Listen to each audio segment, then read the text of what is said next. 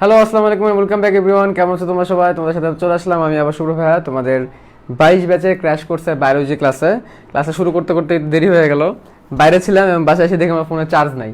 So যে পরিমাণ charge ছিল ওটা দিয়ে ক্লাস নিতে গেলে দেখা যেত যে আমি 15 মিনিট ক্লাস কন্টিনিউ করতে পারতাম না, যার কারণে 15 মিনিট সময় বেশি নিয়ে একটু চার্জটাকে বাইরে নিচ্ছে যাতে করে তোমাদের সাথে বেশিক্ষণ ক্লাস নিতে পারি।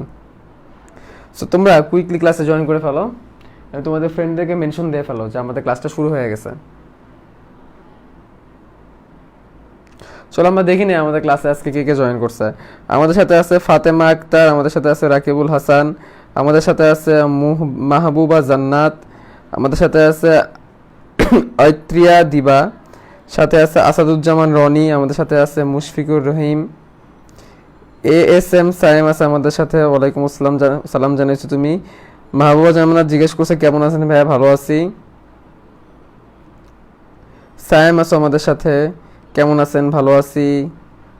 জান্নাতুল মাওয়া জ্যোতি আছে আমাদের সাথে, ওকে। অত্রিয়া দিবা আছে আমাদের সাথে, শাহানুস পারভিন শাহিন আছে আমাদের সাথে, ওকে। তো আমি দেখে নিলাম তোমরা কারা কারা আসো। সো এখন আমরা কি করবো, এখন আমরা আমাদের মেইন ক্লাসে চলে যাব। সো তোমরা কুইকলি জয়েন করে ফেলো এবং তোমাদের ফ্রেন্ডদেরকে মেনশন করে ফেলো। আমি আমার ক্যামেরাটা ঘুরাই দিই।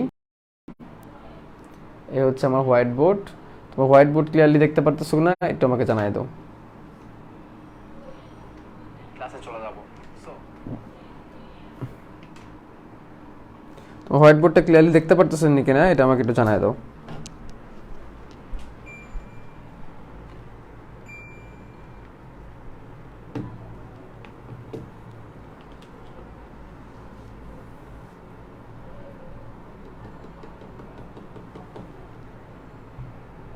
হোয়াইট বোর্ড এবং আমাকে ক্লিয়ারলি দেখতে পারতেছো কিনা একটু জানাই দিও।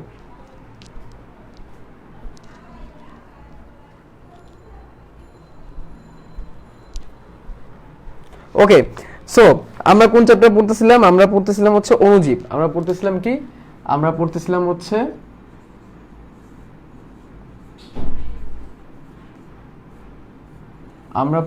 হচ্ছে অণুজীব। অণুজীব অধ্যায়টা আমরা পড়তেছিলাম।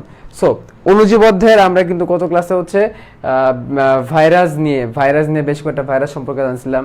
আমরা হচ্ছে টি2 ব্যাকটেরিওফাজ নিয়ে জানছিলাম, আমরা টোবাকো মোজাইক ভাইরাস নিয়ে জানছিলাম, আমরা করোনা ভাইরাস নিয়ে জানছিলাম, আমরা বেশ কয়েকটা ভাইরাস কি ভাইরাসের গঠন সেগুলো নিয়ে আমরা গত ক্লাসে আলোচনা করছিলাম।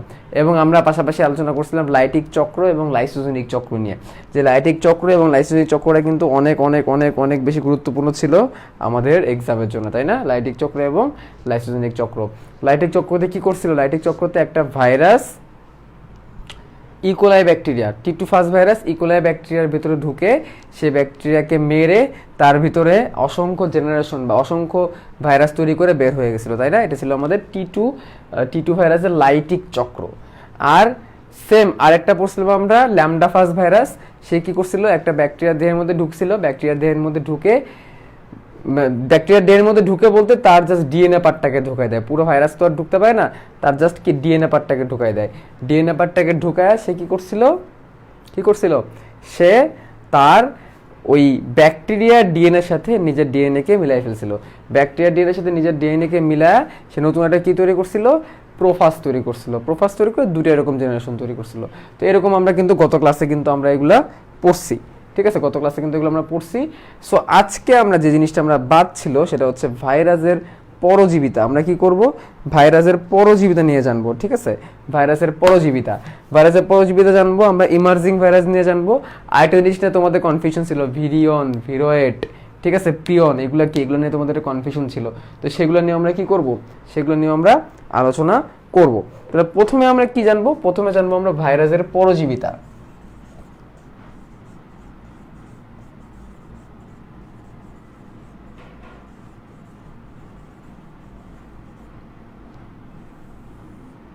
দেখো, আমাদের একটা ডায়লগ আমাদের প্রথমে ছিল, প্রথম দিকে এটা এরকম একটা ডায়লগ দেওয়া ছিল, ভাইরাসগুলো হচ্ছে বাধ্যতামূলক পরজীবী। একটা ডায়লগ এরকম ছিল, ভাইরাস হচ্ছে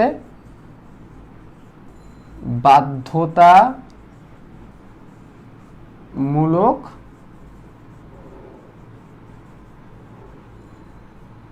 পরজীবী। বাধ্যতামূলক পরজীবী, শুধু পরজীবী না, সে হচ্ছে বাধ্যতামূলক পরজীবী, এরকম একটা কথা লেখা ছিল। অব্লিগেটরি প্যারাসাইট, তার মানে একটা ভাইরাসকে জীবন ধারণ করতে গেলে অবশ্যই তাকে কি হতে হবে, তাকে পরজীবী ভূমিকা পালন করতে হবে। অবশ্যই তাকে কি হতে হবে, অবশ্যই তাকে পরজীবী হতে হবে, মানে কি অন্যের উপরে ভরসা করে তখন তাকে কি করতে হবে, থাকতে হবে, তাই না? তো এটাকে আমরা বলতাম কি, বাধ্যতামূলক পরজীবী। ওকে, তাহলে এখন বিষয়টা হচ্ছে এই ভাইরাসের পরজীবিতাটা সুনির্দিষ্ট, এরকম একটা কথা লেখা আছে, ভাইরাসের পরজীবিতা সুনির্দিষ্ট। এটার মানে একটু আমরা জানার চেষ্টা করব। সুনির্দিষ্ট, ভাইরাসের পরজীবিতা হচ্ছে সুনির্দিষ্ট। এর মানে কি? এর মানে হচ্ছে একটা ভাইরাস দেহে অ্যাটাক করবে, তাহলে সেই ভাইরাসটাকে বসানোর জন্য, সেই ভাইরাসটাকে দেহে জায়গা দেওয়ার জন্য যার দেহে অ্যাটাক করবে, সেটা হোক উদ্ভিদ, সেটা হোক প্রাণী, যার দেহে অ্যাটাক করবে তার দেহে অবশ্যই এবং অবশ্যই একটা কি থাকতে হবে, একটা রিসিপ্টর সাইট থাকতে হবে। কি থাকতে হবে? Receptor site. একটা কি থাকতে হবে? একটা রিসিপ্টর সাইট থাকতে হবে। What is receptor site? এই রিসিপ্টর সাইট নিয়ে অনেকের একটা প্রবলেম থাকে যে what is receptor site. Receptor site মানে আমরা বলতে পারি একটা জায়গা, সাইট মানে কি বলতে পারি, জায়গা।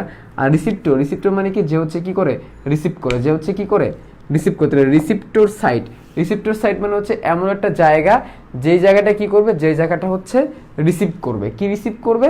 একটা ভাইরাসকে রিসিভ করবে। তার মানে রিসিপ্টর সাইট থাকে। রিসিপ্টর সাইটে কি থাকে? রিসিপ্টর সাইটে কিছু স্পেশাল প্রোটিন থাকে, কিছু স্পেশাল কি থাকে, প্রোটিন থাকে, যে প্রোটিনগুলা কি করে, রিসিভ করে। কি রিসিভ করে? একটা ভাইরাসকে অ্যাটাক করার জন্য জায়গা করে দেয়। তার মানে একটা নির্দিষ্ট ভাইরাস একটা নির্দিষ্ট জীবে অ্যাটাক করবে এবং তার নির্দিষ্ট জায়গায় অ্যাটাক করবে। তাহলে কি বললাম? একটা নির্দিষ্ট ভাইরাস একটা নির্দিষ্ট জীবকে অ্যাটাক করবে এবং সেই জীবের একটা নির্দিষ্ট জায়গায় অ্যাটাক করবে। উল্টাপাল্টা যেখানে ইচ্ছে এখানে কিন্তু অ্যাটাক করবে না। উল্টাপাল্টা কি, যেখানে ইচ্ছে এখানে অ্যাটাক করবে না, একটা নির্দিষ্ট জায়গায় অ্যাটাক করবে। এটা হচ্ছে ফ্যাক্ট, এটা হচ্ছে একটা মজার ফ্যাক্ট। তার মানে কি দাঁড়াইলো? তার মানে দাঁড়াইলো, আমরা যদি আমাদের করোনা ভাইরাসের কথা চিন্তা করি, হ্যাঁ, আমরা যদি করোনা ভাইরাসের কথা চিন্তা করি, করোনা ভাইরাস, আমরা যদি করোনা ভাইরাসের কথা চিন্তা করি, তাহলে করোনা ভাইরাসটা কি করে? এটা হচ্ছে একটা সার্স প্রকৃতির ভাইরাস। এটা একটা কি প্রকৃতির ভাইরাস? সার্স প্রকৃতির ভাইরাস। সার্স মানে কি? Severe acute respiratory syndrome. কি বললাম? রেসপিরেটরি সিনড্রোম মানে কি? শ্বসনতন্ত্রের রোগ। রেসপিরেটরি সিনড্রোম মানে কি? রেসপিরেটরি সিনড্রোম মানে হচ্ছে শ্বসনতন্ত্রের রোগ। তার মানে সে অবশ্যই কোথায় অ্যাটাক করবে? সে অবশ্যই হচ্ছে শ্বসনতন্ত্রে অ্যাটাক করবে। সে কোথায় অ্যাটাক করবে? শ্বসনতন্ত্রে অ্যাটাক করবে। ভালো করে শোনো কথাটা, রেসপিরেটরি সিনড্রোম, শ্বসনতন্ত্রের রোগ। তাকে অ্যাটাক করতে গেলে অবশ্যই কোথায় অ্যাটাক করতে হবে? শ্বসনতন্ত্রে অ্যাটাক করতে হবে, অন্য কোথাও না। তার মানে কি? তার মানে হচ্ছে করোনা ভাইরাস কর্তৃক করোনা ভাইরাস হইতে গেলে অবশ্যই তাকে আমাদের শ্বসনতন্ত্র, সেটা আমার ঊর্ধ্বতর শ্বসনতন্ত্র হোক আর নিম্নতর শ্বসনতন্ত্র হোক। দেখো, ঊর্ধ্বতর শ্বাসনালী আছে, নিম্নতর শ্বাসনালী আছে। আমরা এভাবে দুইভাবে ভাগ করি, একটা হচ্ছে ঊর্ধ্বতর শ্বাসনালী আর একটা হচ্ছে কি নিম্নতর শ্বাসনালী। এভাবে দুই ভাগে আমরা ভাগ করি। ঊর্ধ্বতর শ্বাসনালী কোনটা? এই দেখো, এতে শ্বাসনালী থেকে যে উপরে যে পাটটা, নাক, এই দেখো আমার নাসা গলবিল, এই যে পাটটা, ওটা ঊর্ধ্বতর শ্বাসনালী। আর নিচের কোনটা? এই যে শ্বাসনালী থেকে নিচের পাটটা, ব্রঙ্কাস, ফুসফুস, এগুলো নিম্নতম শ্বাসনালী বলি। যেটাই হোক না কেন, যে কোনো একটা জায়গায় অ্যাটাক করবে। কি বলছি বুঝছো? যে কোনো একটা জায়গায় অ্যাটাক করবে, তখন সেটাকে আমরা কি বলবো? তখন সেটাকে আমরা বলবো হচ্ছে শ্বসনতন্ত্র অ্যাটাক। তার মানে এইগুলোর মধ্যে অ্যাটাক করতে হবে। তার মানে হচ্ছে কেউ যদি হাতে পায়ের মধ্যে, কেউ যদি তার হাতে আর পায়ে যদি করোনা ভাইরাস মেখে রাখে, কেউ যদি তার হাতে আর পায়ে কি করে করোনা ভাইরাস মেখে রাখে, তাহলে তার কি হবে না, করোনা ভাইরাস বা করোনা হবে না। যদি না সেটা কি হয়, সেটা শ্বসনতন্ত্রের মধ্যে কিন্তু যায়। যদি না সেটা শ্বসনতন্ত্রে যায়, তার মানে তুমি সারা দিন জুড়ে যদি করোনা ভাইরাস মাইখাটাইকে একেবারে সারা শরীরের মধ্যে রাখো, কোনো কারণে যদি সেটাকে তুমি শ্বসনতন্ত্রে যাওয়া পর্যন্ত যদি আটকায় রাখতে পারো, তাহলে তোমার করোনা ভাইরাস হবে না। বুঝছো? তার মানে ওই করোনা ভাইরাসটাকে রিসিভ করার জন্যে, করোনা ভাইরাসটাকে রিসিভ করার জন্যে স্পেসিফিক যে জায়গাটা, সেটা কোথায় আছে? সেটা হচ্ছে শ্বসনতন্ত্রে আছে। এটা হচ্ছে একটা ফ্যাক্ট। তাহলে শ্বসনতন্ত্রে রিসিপ্টর সাইট আছে। শ্বসনতন্ত্রে কি আছে? রিসিপ্টর সাইট আছে। একটা ভাইরাস সেটাকে রিসিভ করার জন্য যা যা প্রোটিন থাকা দরকার, সেইটা আমাদের শ্বসনতন্ত্রে আছে। কথা বুঝছো? সেটা আমাদের কোথায় আছে? সেটা আছে হচ্ছে আমাদের শ্বসনতন্ত্রে। ওকে, আচ্ছা, এবার আমরা একটু আমাদের রোটা ভাইরাসের কথায় চলে আসি। রোটা ভাইরাস, এই রোটা ভাইরাস অ্যাটাক করলে মানুষের হচ্ছে এক্সট্রিম লেভেলের ডায়রিয়া হয়। মানুষের কি হয়? মানুষের হচ্ছে এক্সট্রিম লেভেলের ডায়রিয়া হয় যদি কারো রোটা ভাইরাস হয়ে যায়। বুঝতে পারছো? Rota virus. তাহলে এই রোটা ভাইরাসকে অবশ্যই কি করতে হবে? রোটা ভাইরাসকে অবশ্যই এবং অবশ্যই মানুষের যে পরিপাকতন্ত্রটা আছে, মানুষের যে পরিপাকতন্ত্র, পাকস্থলী হোক, ক্ষুদ্রান্ত হোক, বৃহদন্ত্র হোক, ওইখানে যে অ্যাটাক করতে হবে। ওটা যতই তোমার শ্বসনতন্ত্রে অ্যাটাক করুক না কেন, ওই মানুষের রোটা ভাইরাস হবে না। তার মানে এর দ্বারা বোঝা যাচ্ছে যে ভাইরাসগুলার একটা পরজীবিতা, সেটা সুনির্দিষ্ট এবং তাদের একটা আলাদা একটা জায়গা থাকবে। শুধুমাত্র সেই জায়গাটায় অ্যাটাক করলেই তখন কি হবে? তখন যায় এই রোগটা হবে। ঠিক আছে? এই যে তোমাদের বইয়ের মধ্যে কিন্তু এরকম লিখে রাখছে, শ্বাসনালীর কোষের মধ্যে রোটা ভাইরাস, মানে যেটা হচ্ছে ক্ষুদ্রান্তের রোগ, সেটাকে রিসিভ করার জন্য কোনো রিসিপ্টর সাইট নাই। তাহলে রোটা ভাইরাস তুমি যতই মতো শ্বাসনালীর মধ্যে তোমার ঢুকুক না কেন, সেটা কোনো এফেক্ট করতে পারবে না। বা রোটা ভাইরাসকে রিসিভ করার মতো, যেটা কিনা ধরো ডায়রিয়া টাইরিয়া তৈরি করে, এটাকে রিসিভ করার জন্য কোনো রিসিপ্টর সাইট কিন্তু আমাদের কোথায় নাই? আমাদের শ্বাসনালীতে নেই। যার কারণে শ্বাসনালীতে যতই রোটা ভাইরাস অ্যাটাক করুক না কেন, সেটা কিন্তু রোটা ভাইরাস বা ডায়রিয়া কিন্তু হবে না। তাহলে যেই ভাইরাসটা যেই জায়গার তাকে অবশ্যই কি করতে হবে? তাকে অবশ্যই সেই স্পেসিফিক জায়গার মধ্যেই অ্যাটাক করতে হবে, আদারওয়াইজ রোগটা হবে না। বুঝতে পারছো আমার কথা? তো এটা হচ্ছে কমন একটা বিষয়। তাই এই তোমাদের হচ্ছে রোটা ভাইরাস বলতেছি, এই রিসিপ্টর সাইট নিয়ে তোমাদের অনেক কিছু লেখছে, আই থিঙ্ক সেটা তোমরা বুঝতে পারছো। যেমন আমরা যে পড়ছি, লাইটিক চক্র, লাইসোজেনিক চক্র পড়ছি, আমরা যে লাইটিক চক্রটা পড়ে আসছি, লাইটিক চক্র, সেখানে কি করছিল? সেখানে হচ্ছে টি টু ফাস ভাইরাস কাকে অ্যাটাক করছিল? ইসকারিশিয়া কোলাই ব্যাকটেরিয়াকে বা ইকোলাই ব্যাকটেরিয়াকে অ্যাটাক করছিল। কি করছিল? ইকোলাই ব্যাকটেরিয়াকে অ্যাটাক করছিল। সে তো অন্য কাউরে অ্যাটাক করতে পারতো, সে তো চাইলে অন্য কাউরে অ্যাটাক করতে পারতো, এই অন্য কাউরে তো অ্যাটাক করে না, সে কি করছে? ইকোলাইকে অ্যাটাক করছে। তার মানে হচ্ছে টি2 ফাস ভাইরাস শুধুমাত্র ইকোলাইকে অ্যাটাক করবে। ইকোলাইয়ের শরীরে, বা ইকোলাইয়ের শরীর বলতে ভুল হবে, ইকোলাইয়ের ব্যাকটেরিয়ার এমন কিছু রিসেপ্টর সাইট আছে ব্যাকটেরিয়ার ঝিল্লিতে বলি বা প্রাচীরে, যেটা কিনা টি2কেই কি করে? আকৃষ্ট করে, বা টি2ই যায় এখানে যে পরে এটাকে মারার জন্য। এটাই হচ্ছে এই রিসেপ্টর সাইট বা ভাইরাসের পরজীবিতার মোদ্দা কথা। ওকে, বুঝতে পারছো? দেখি তোমরা কে কি বলতেছো।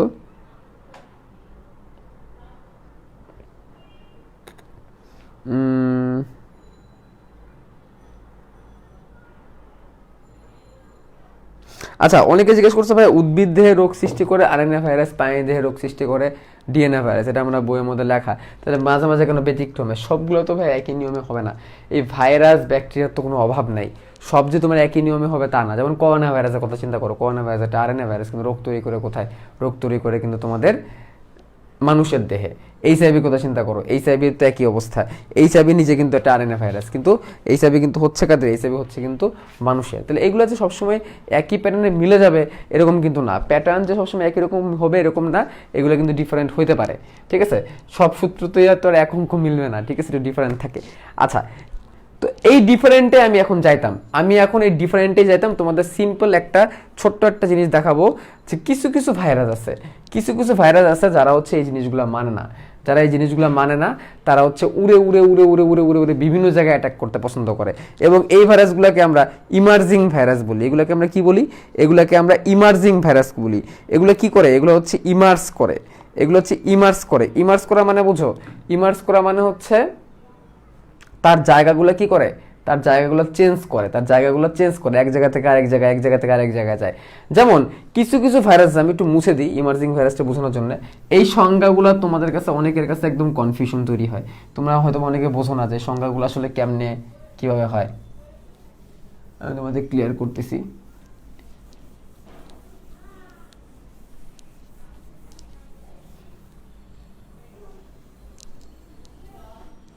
ওকে, দেখো কিছু কিছু ভাইরাস আছে যাদের নামে শেষে আমরা এরকম ফ্লু বলি, যাদের নামে শেষে কি বলি আমরা, এরকম ফ্লু শব্দটা ব্যবহার করি, এরকম ফ্লু শব্দটা ব্যবহার করি। যেমন ধরো ইনফ্লুয়েঞ্জা প্রকৃতির ভাইরাস, এগুলা ইনফ্লু, এই দেখো ইনফ্লুয়েঞ্জা, ফ্লু। যেমন ধরো বার্ড ফ্লু, যেমন ধরো swine flu, bird flu, swine flu, এরকম বিভিন্ন ভাইরাসের শেষে দেখবে এরকম ফ্লু কথাটা লেখা থাকে। এরকম কি লেখা থাকে? ফ্লু কথাটা লেখা থাকে। তো এই যে ফ্লু যেখানে দেখবা, ফ্লু দেখলে বুঝবা যে আসলে এটা একটু কি, এটা একটু ডিফারেন্ট প্রকৃতির, এই ভাইরাসগুলো একটু ডিফারেন্ট প্রকৃতির। এরা হচ্ছে ফ্লাই, ফ্লু থেকে মনে রাখবা এরকম কি ফ্লাই, এরা হচ্ছে ফ্লাই করতে পছন্দ করে, একটা পরিস্থিতি থেকে আরেকটা পরিস্থিতিতে যাইতে পছন্দ করে।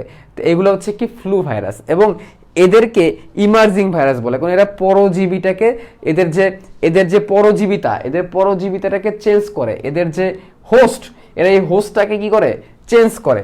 যেমন ধরো বার্ড ফ্লুর কথাটা বলি, বার্ড ফ্লু যে ভাইরাসটা, এই বার্ড ফ্লু ভাইরাসটা কি করছে, বার্ড ফ্লু ভাইরাসটা সাধারণত অ্যাটাক করে পাখিতে। বার্ড ফ্লু ভাইরাসটা সাধারণত কাকে অ্যাটাক করে? পাখিতে অ্যাটাক করে। এবং বার্ড ফ্লু বাংলাদেশে একবার হয়েছিল, এবং বার্ড ফ্লুর অ্যাটাকে এক খামারের সব মুরগি টুরগি, কবুতর, হাঁস, মুরগি সব মারা যাচ্ছিল। কার অ্যাটাকে? বার্ড ফ্লু অ্যাটাকে। ঠিক আছে, তো বার্ড ফ্লু অ্যাটাক করা দরকার হচ্ছে পাখিতে, মুরগিতে, এইসব জায়গায়। কিন্তু এই পাখি মুরগি খেয়ে এই ভাইরাসটা আবার কি করছে, এই ভাইরাসটা আবার মানুষকে অ্যাটাক করছে, এবং মানুষও মারা গেছে বার্ড ফ্লুর কারণে। আমি যখন ছোট ছিলাম, আমি যখন বাচ্চা ছিলাম, তখন মানুষের বার্ড ফ্লু হয়েছিল। তাই দেখো একটা ভাইরাস বার্ড ফ্লু, সেটা হচ্ছে বেসিক্যালি একটা পাখির ভাইরাস, সেটা অ্যাটাক করছে কাকে? সেটা অ্যাটাক করে ফেলছে মানুষকে। তার মানে বুঝতে পারছো, তার মানে হচ্ছে একটা ভাইরাস চেঞ্জ হয়ে কিন্তু ডিফারেন্ট আর একটা জায়গায় যখন চলে যায়, তখন এটাকে বলা হয় ইমার্জিং ভাইরাস। তখন এটাকে কি বলা হয়? Emerging virus. সে কি করছে? ইমার্জ করছে। ইমার্জ করা মানে কি? মার্চ করা বা ইমার্জ করা মানে সে তার পোশাকটাকে চেঞ্জ করছে। যেমন দেখো সোয়াইন ফ্লুর কথা যদি আমরা চিন্তা করি, সোয়াইন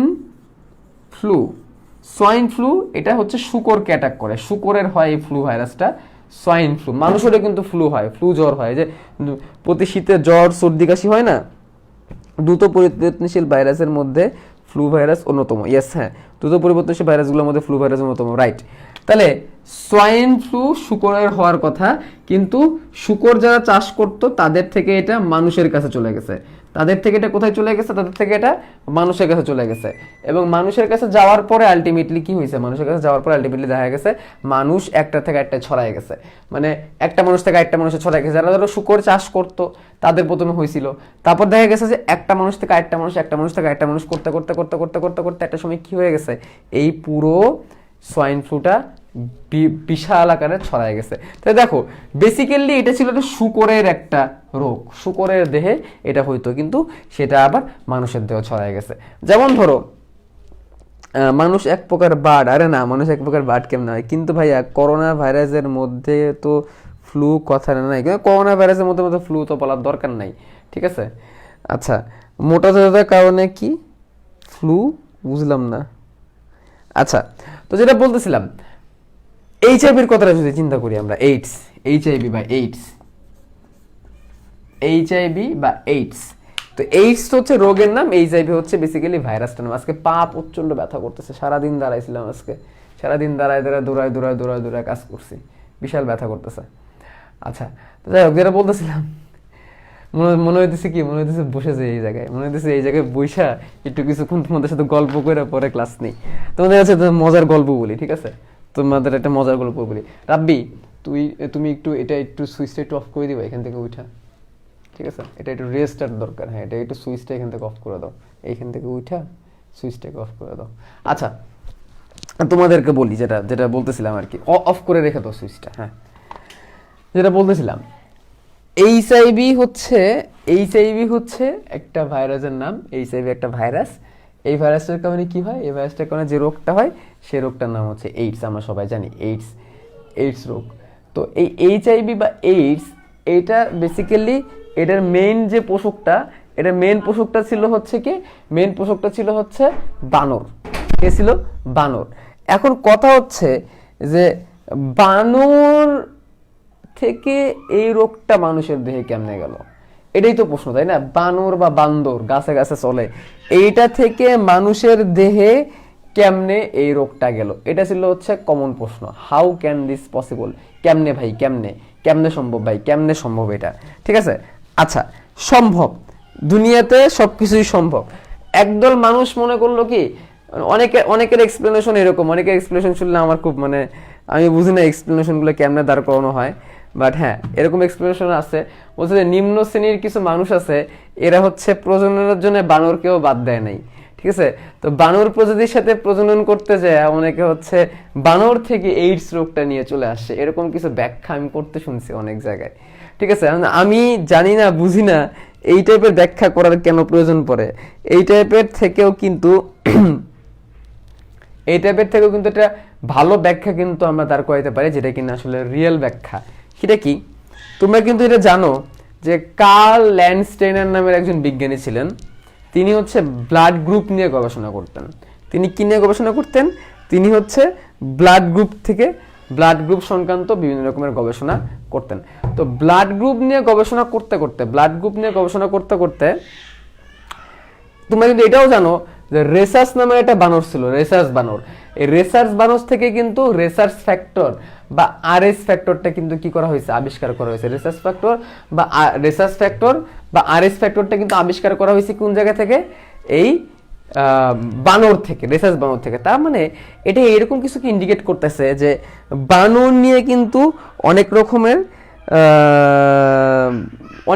কি পরীক্ষা নিরীক্ষা কিন্তু বানরকে নিয়ে কিন্তু করা হয়েছে একটা সময়। তো এই পরীক্ষা নিরীক্ষা করতে তখন ধরো এরকম কিন্তু হয় যে কিছু আফ্রিকার কিছু কান্ট্রি আছে, যেসব কান্ট্রিতে মানুষ কিন্তু খাইতে পারে না, মানুষ পড়তে পারে না, মানুষ কাজ করতে পারে না। তো এইসব কান্ট্রির মানুষদেরকে দিয়ে কিন্তু এই মানে বিভিন্ন রকমের এক্সপেরিমেন্ট চালানো হয়, বিভিন্ন রকমের কি করা হয়, এক্সপেরিমেন্ট চালানো হয়। তো এই এক্সপেরিমেন্ট চালানোর সময় কি করা হয়েছিল, একবার এরকম বিভিন্ন এক্সপেরিমেন্টের জন্য বানরের শরীর থেকে ব্লাডের স্যাম্পল নিয়ে তখন হচ্ছে কি করছিল, মানুষের দেহের মধ্যে দেওয়ার বা এরকম কোনো একটা কিছু করার একটা চেষ্টা করা হয়েছিল, বুঝছো? তো এই চেষ্টা করতে যায় ধরো অনেক রকমের বানর নিয়ে তো ওই সময় করা হচ্ছিল। বানরের ব্লাডের সাথে মানুষের ব্লাডের একটা ক্রস ম্যাচিং বা এরকম কিছু একটা, বা স্যাম্পল, বা ধরো একটা ওষুধ বানানোর জন্য ধরো এটা করা হচ্ছে। তো এই স্যাম্পল নিয়ে টেস্ট করার সময় ধরো যেই স্যাম্পলটা নিয়ে টেস্ট করা হচ্ছিল মানুষের দেহের সাথে, সেই স্যাম্পলটা বা সেই বানরটার মধ্যে এইচআইভি ছিল। তখন তো মানুষের এইচআইভি নিয়ে যায় না। দেখো ইনডিরেক্টলি মানুষের অগোচরেই কিন্তু একটা স্যাম্পল যেটা কিনা এইচআইভি যুক্ত বানরের, সেটা কিন্তু মানুষের শরীরে চলে গেল। এবং এই যে টেস্ট, এই যে ক্রস টেস্ট করার সময় কিন্তু ওই মানুষটা কিন্তু কি পেয়ে গেল, এইচআইভি পেয়ে গেল। এবং সেই মানুষটা যখন প্রজনন হোক বিভিন্ন প্রসেসে যখন ইয়ে করলো, তখন আস্তে আস্তে জিনিসটা একদম মহামারীর মতো কি হয়ে গেল, স্প্রেড হয়ে গেল। সো এইভাবেই কিন্তু জিনিসগুলো হয়। সো আমরা যখন ওইরকম ব্যাখ্যা দাঁড় করাই যে এটার সাথে এইটা প্রজনন করছিল, ঠিক আছে, এরকম হয়েছিল, তো এই জিনিসগুলো আসলে না তোমাদের কমেন্ট, আচ্ছা, তো এই জিনিসগুলো না আসলে পুরোপুরি কিন্তু কি নাই, এগুলো আসলে কিন্তু পুরোপুরি কোনো ভিত্তি নাই। তো এই জিনিসগুলো চিন্তা না করে তোমরা একটু সাইন্টিফিক ওয়েতে চিন্তা করার চেষ্টা করবা যে আসলে জিনিসগুলো এগুলো কেমনে হয়। তো তোমাদের বইয়ে এরকম অনেকগুলো ইমার্জিং ভাইরাসের নাম দেওয়া আছে, এবং এইচআইভির নাম কিন্তু তোমাদের বইয়ে দেওয়া আছে। এই সার্সটা কিন্তু তোমাদের বইয়ে দেওয়া আছে। এই সার্সগুলো বিভিন্ন পশু পাখি, বানর, বাদুর, এগুলো থেকে ছড়ায় আসে। তারপর দেখো ইবোলা ভাইরাসের কথা বলা আছে, তোমাদের নাইল ভাইরাসের কথা বলা আছে। নাইল ভাইরাসটা নাইল নদীর তীরে আবিষ্কার হয়েছিল। ইবোলা ভাইরাস কিন্তু এটা খুবই মারাত্মক একটা ভাইরাস, ঠিক আছে। ইবোলা ভাইরাসটা আবিষ্কার হয়েছিল কোথায় জানো? ইবোলা ভাইরাসটা আবিষ্কার হয়েছিল ইবোলা নদীর তীরে, ঠিক আছে। কোন নদীর তীরে? ইবোলা নদীর তীরে আবিষ্কার হয়েছিল হচ্ছে এই ইবোলা ভাইরাস। এবং ইবোলা ভাইরাস যদি কোনো মানুষকে অ্যাটাক করে, সেই মানুষটার কোষ টোষ রক্তনিকা ফেটে সেই মানুষটা মারা যায়। ইবোলা ভাইরাসটা এত এত এত এত ডেঞ্জারাস, ঠিক আছে? সো আই থিঙ্ক তোমরা এই জিনিসগুলো বুঝছো, এবং আমরা মনে হয় এই ভাইরাসের পরজীবের টপিকটা আমরা বুঝতে পারছি, এবং ইমার্জিং ভাইরাস জিনিসটাও কিন্তু আমরা বুঝতে পারছি। আজকে যে জিনিসগুলো বলতেছি এগুলো একটু ক্রিটিক্যাল, একটু বুঝার জিনিস আছে এখানে বেশি।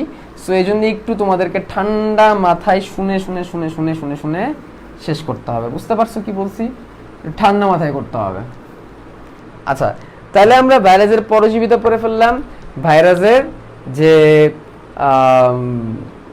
কি বলে ইমার্জিং ভাইরাসটা একটা পোষক থেকে আরেকটা পোষকে ছড়া যেতে পারে, এই জিনিসটা কিন্তু আমরা শেষ করলাম। আচ্ছা,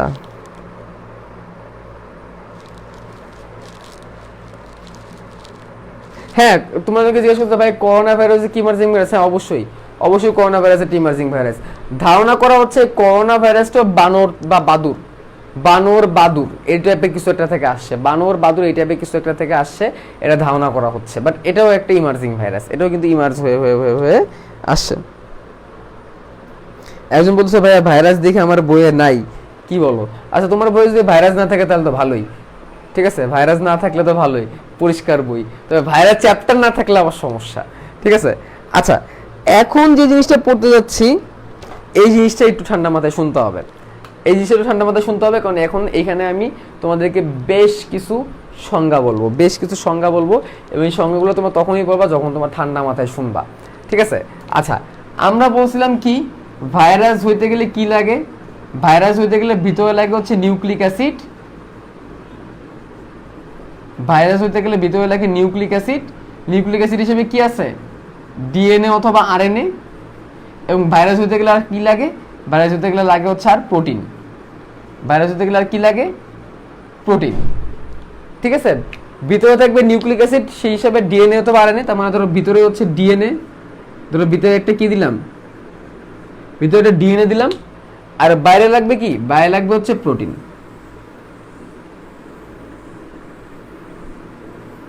বাইরে লাগবে হচ্ছে প্রোটিন। তো প্রোটিনের আবরণটাকে কি বলে? প্রোটিনের আবরণটাকে ক্যাপসিড নামে ডাকে। প্রোটিনের আবরণটাকে কি নামে ডাকা হয়? প্রোটিনের আবরণটাকে ক্যাপসিড নামে ডাকা হয়। কি নামে ডাকা হয়? ক্যাপসিড নামে ডাকা হয়। এখন এই ভাইরাসটার কিন্তু আবার দুইটা অবস্থা আছে। ভাইরাসটার কিন্তু আবার দুইটা অবস্থা আছে। একটা অবস্থা যখন সে জীবিত, যখন সে জীবের মতো আচরণ করে। আরেকটা অবস্থা যখন সে মৃত বা নিষ্ক্রিয়। আমরা কিন্তু দুইটা অবস্থার জন্য ভাইরাস ডাকতেছি।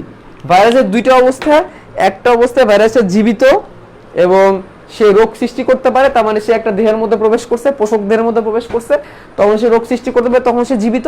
আবার সে যখন বাইরে অবস্থান করবে তখন সে মৃত, তখন সে নিষ্ক্রিয়, তার কোনো কাজ নাই, এবং সে একটা রাসায়নিক বস্তুর মতো বা রাসায়নিক কণার মতো। রাসায়নিক কণা, রাসায়নিক কণা কেন বলতেছি বলতো? রাসায়নিক কণা এই কারণে বলতেছি তার ডিএনএ আছে এবং প্রোটিন আছে, দুটোই হচ্ছে রাসায়নিক বস্তু, আর কিছু না। তার মানে একটা ভাইরাস, ছোট্ট একটা ভাইরাস, এই ছোট্ট একটা ভাইরাস যখন অন্য একটা জীবের মধ্যে প্রবেশ করবে তখন সে জীবিত, তখন সে রোগ তৈরি করতে পারবে, তখন তার অনেক বড় বড় ঝামেলা করার ক্ষমতা আছে। যেমন ধরো করোনা ভাইরাস যখন আমাদের দেহের মধ্যে ঢুকতেছে তখনই কিন্তু সে মহামারী আকারে আমাদের দেহের একদম 12টা বাজা দিচ্ছে, মানুষ মেরে ফেলছে কত। কিন্তু সেটা যখন দেহ থেকে বের হয়ে, কোনো কোষ থেকে বের হয়ে বাইরের পরিবেশে চলে যায় তখন সে জাস্ট ধুলার মতো আচরণ করে, জাস্ট ধুলা। তার কোনো পাওয়ার নাই, তার কোনো কিছু করার ক্ষমতা নেই, সে ধুলার, কিচ্ছু না। তাকে সামহাও একটা কোষের মধ্যে বা তার পোষক, সে যেখানে গেলে কাজ করবে সেখানে যেতে হবে, অন্য কোথাও গেলে কিন্তু আবার হবে না। ধরো করোনা ভাইরাসে শ্বসনতন্ত্রেই যেতে হবে, সে জায়গায় যদি বইয়ের কাগজে বা ধরো কম্পিউটারের কিবোর্ডে যায় বসে থাকে তাহলে সে কিন্তু জীবিত না, সে কিন্তু মৃত। তো দুটো অবস্থা আমরা এখানে পাইলাম। আচ্ছা, এখন দেখো, খেয়াল করো, বলছি জীবিত অবস্থা, তাহলে ভাইরাসের দুইটা অবস্থা, জীবিত আর মৃত। জীবিত যে অবস্থা সেই অবস্থাকে তখন তা আমরা ডাকতেছি হচ্ছে ভিরিয়ন নামে। তখন তাকে আমরা কি নামে ডাকতেছি? ভিরিয়ন। তখন তাকে আমরা কি নামে ডাকতেছি? তখন তাকে আমরা ভিরিয়ন নামে ডাকতেছি। তার মানে ভিরিয়ন হচ্ছে একটা ভাইরাসের সেই অবস্থা, ভিরিয়ন হচ্ছে একটা ভাইরাসের সেই অবস্থা যে অবস্থায় ভাইরাসটা জীবিত আছে, যে অবস্থায় ভাইরাসটা সংক্রমণক্ষম, যে অবস্থায় ভাইরাসটা কি করতে পারে, যে অবস্থায় ভাইরাসটা হচ্ছে রোগ তৈরি করতে পারে, সেই অবস্থাটাকে আমি কি বলতেছি, ভিরিয়ন বলতেছি। সেই অবস্থাটাকে আমি বলতেছি হচ্ছে ভিরিয়ন, সেই অবস্থাটাকে আমি বলতেছি ভিরিয়ন। বুঝলাম? তাহলে ভিরিয়ন হচ্ছে একটি সংক্রমণক্ষম ভাইরাস, তার নাম ভাইরাস এবং জীবিত বলে তাকে আমি ভিরিয়ন নামে রাখতেছি। আর যখন সে নিষ্ক্রিয়, যখন সে নিষ্ক্রিয় তখন আমি তাকে আরো একটা নামে রাখবো। দেখো, যখন সে নিষ্ক্রিয় তখন সে কি রাসায়নিক কণার মতো, যখন সে নিষ্ক্রিয় তখন সে কেমন একটা স্রেফ একটা রাসায়নিক কণার মতো, রাসায়নিক বস্তুর মতো। তাহলে তার নামটা রাসায়নিক কণার মতোই হওয়া উচিত। তাহলে দেখো তার মধ্যে কি আছে, নিউক্লিক অ্যাসিড আছে, নিউক্লিক অ্যাসিড একটা রাসায়নিক বস্তু। তার মধ্যে প্রোটিন আছে যেটাকে আমরা ক্যাপসিড নামে রাখতেছি, ক্যাপসিড একটা রাসায়নিক বস্তু। তাহলে আমরা একসাথে করে কি রাখতে পারি, একসাথে করে রাখতে পারি নিউক্লিয় ক্যাপসিড। একসাথে করে আমরা কি রাখতে পারি, একসাথে করে আমরা রাখতে পারি নিউক্লিয় ক্যাপসিড। এই সংজ্ঞাগুলো তোমরা অনেকেই প্যাচ লাগাই ফেলো, এই সংজ্ঞাগুলো তোমরা অনেকেই কি করে ফেলো, প্যাচ লাগাই ফেলো। ওকে, তাহলে একটি সংক্রমণযোগ্য, তার পাওয়ার আছে, তার ক্ষমতা আছে অন্য একটাকে কি করার, রোগাগ্রস্ত করার, তখন তাকে আমি কি রাখবো, তখন তাকে আমি রাখবো ভিরিয়ন, তখন তাকে আমরা কি রাখবো, ভিরিয়ন। যখন তার ক্ষমতা নাই, সে বাইরে ধুলার মতো আচরণ করতেছে, রাসায়নিক কণার মতো একটা সেফ কেমিক্যালের মতো আচরণ করতেছে, তখন তাকে রাখবো আমি হচ্ছে নিউক্লিয় ক্যাপসিড। এই নিউক্লিয় ক্যাপসিড নামটা আমরা কোথায় পাইছি, এই নিউক্লিয় ক্যাপসিড নামটা আমরা কোথায় পাইছি, নিউক্লিয় নামটা পাইছি নিউক্লিক অ্যাসিড থেকে, নিউক্লিক অ্যাসিড রাসায়নিক বস্তু, ক্যাপসিড নাম পাইছি আমরা প্রোটিন থেকে, কোন প্রোটিন একটা রাসায়নিক বস্তু। এই সংখ্যাটা দুটো ক্লিয়ার কিনা, এই সংখ্যাটা দুটো ক্লিয়ার কিনা, একটু কুইকলি বলো। ভাইয়া কি শরীর খারাপ? হ্যাঁ একটু শরীর খারাপ, অনেক বেশি টায়ার্ড। সেই সকাল 8টার সময় বের হয়েছি, 9টার সময় হসপিটালে গেছি। 9টার সময় হসপিটালে যে আমার নিজের একটু ক্লাস, নিজের ক্লাস ছিল, আমার এক রিলেটিভের সার্জারি হয়েছে, সেখানে দৌড়াদৌড়ি। তো ওইখান থেকে বিকাল 3টার সময় অফিসে গেলাম, 10 মিনিট স্কুলে গেলাম, অফিসে কাজ ছিল আজকে, অফিসে গেলাম। অপার ভাইয়া ছিলেন আজকে, চিন্ময় ভাই ছিলেন, তোমাদের হাসান আনাম ভাই ছিলেন আজকে আমাদের সাথে, একসাথে মিলে আমরা একটা প্ল্যানিং করলাম নতুন। ঠিক আছে, আমার তো অফিসে প্রায় যাইতে হয়, তোমাদের অপার ভাই আমি, তোমরা তো হয়তো বা জানো আমি হচ্ছে 10 মিনিট স্কুলের প্রজেক্ট এক্সিকিউটিভ হিসেবে আছি। সো এখানের থেকে শেষ করে বাসায় আসছি হচ্ছে কয়টায়, 7টা 10-এ, 7টা 10-এ বাসায় ফিরছি। বাসায় ফিরে দেখি মোবাইলে একদম চার্জ নাই। তো ভাবলাম মোবাইলে চার্জ নেই, এই চার্জ নিয়ে ক্লাস নিতে ঢুকলে তো ক্লাস নিতে পারবো না। তো মোবাইলটার কোনো মতো চার্জ দিছি, দিয়ে তোমাদেরকে যে পোস্ট দিলাম যে 7টা 45-এ শুরু করবো, বুঝছো। তো এরপরে আর মানে শরীর এমন একটা অবস্থা, মানে এখন যদি আমি বিছানায় চলে যাই আরামসে ঘুমাই যাবো, বুঝছো। বাট প্যারা নাই, ঠিক আছে, এখনো পর্যন্ত শরীরে অনেক এনার্জি আছে, কোনো প্যারা নাই। তাহলে এই দুটো জিনিস ক্লিয়ার কিনা একটু বলো, এই দুটো জিনিস তোমাদের ক্লিয়ার করতে হবে, কারণ সামনে আমি তোমাদের ভিরয়েড আর প্রিয়ন শিখাবো। ভিরয়েড আর প্রিয়ন, ভিরয়েড আর প্রিয়নে যাওয়ার আগে এই দুটো তোমাদের একটু ক্লিয়ার থাকতে হবে। আচ্ছা তোমরা একটু 2 মিনিট একটু হোল্ড করো, একটু 2 মিনিট একটু হোল্ড করো, আমি এক গ্লাস পানি খেয়ে আসি, ঠিক আছে, 2 minute.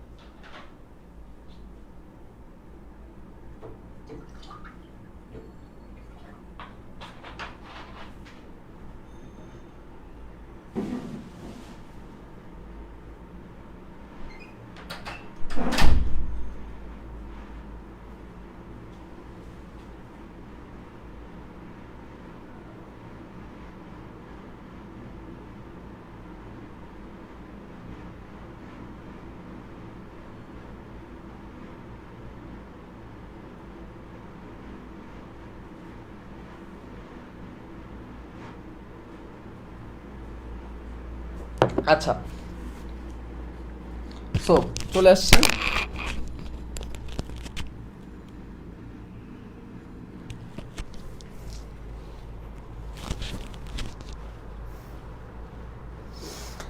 Okay, now we are going to learn some another সংজ্ঞা। আর কিছু নতুন, আর কিছু ডিফারেন্ট আমরা সংজ্ঞা এখন আমরা শিখতে যাচ্ছি। ঠিক আছে, একটু ডিফারেন্ট কিছু সংজ্ঞা যেগুলো নিয়ে তোমাদের প্যাচ লাগে সবসময় একটু উল্টাপাল্টা হয়ে যায় এগুলোর মধ্যে। এখন আমরা যে জিনিসটা শিখবো, দেখো এখন আমরা একটা আরএনএ ভাইরাস সম্পর্কে জানবো। একটা আরএনএ ভাইরাস, একটা কি ভাইরাস? একটা আরএনএ ভাইরাস। আরএনএ ভাইরাস মানে কি? আরএনএ ভাইরাস মানে হচ্ছে তার ভিতরে আছে কি? তার ভিতরে আছে আরএনএ। যেহেতু আরএনএ ভাইরাস, তার ভিতরে কি আছে? আরএনএ। এবং এবং তার বাইরে আছে প্রোটিন। তার বাইরে আছে প্রোটিন এবং ভেতরে আছে কি? আরএনএ। ভেতরে আছে কি? আরএনএ। ভেতরে আছে কি?